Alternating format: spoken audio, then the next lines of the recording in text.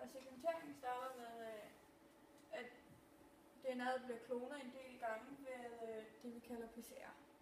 Fordi at vi skal bruge en del DNA til sekventeringen, men det kommer vi ind på senere.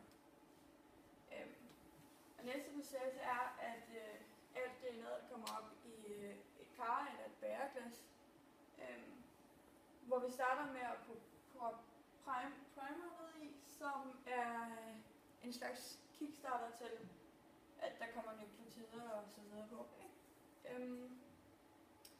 Derefter kommer vi almindelige nukleotider ned i. Og næste proces er, at vi kommer de farvede nukleotider ned i, som er en slags stopklods til det hele.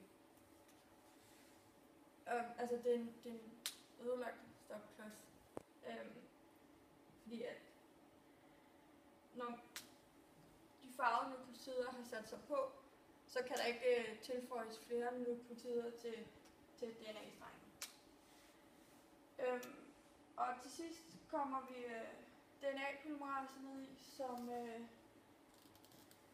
som er et enzym, der gør, at der kan komme nukleotiderne kan blive sat på selve DNA-strengen.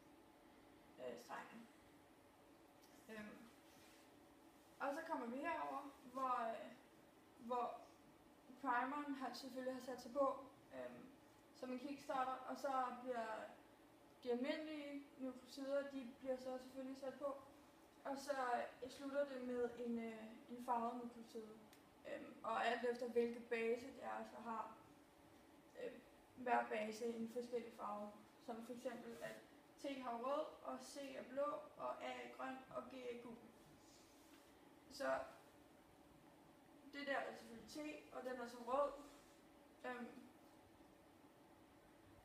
Så bagefter der kommer man over i sådan en, det bruger man til, der kommer man til sådan noget gel-elektroforese, og der kan man lige så der bliver det kørt gennem sådan en gel-elektroforese, og så får du sådan en gel ud, hvor at du kan se hvilken farve det har, og den korteste, altså du kan se der er blå, den vil være længst nede i bunden, fordi at den selvfølgelig er mindst, derfor kan den bevæge sig hurtigere gennem gelen.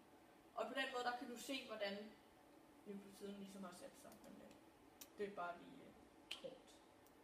Ja. Yes, og bioinformatik. Når vi har fået alle de her oplysninger omkring DNA, så kan vi bruge dem lidt mere i praksis. Det vil sige, at vi kan, for eksempel hvis vi har 3 dyr, og de egentlig ser ens ud, så kan vi gå ind via bioinformatik og kigge på deres DNA, se hvordan det er bygget op, og derfor se, om de egentlig er ens, om de overhovedet er samme art, eller de er helt forskellige. Så det er det, vi kan bruge bioinformatik til.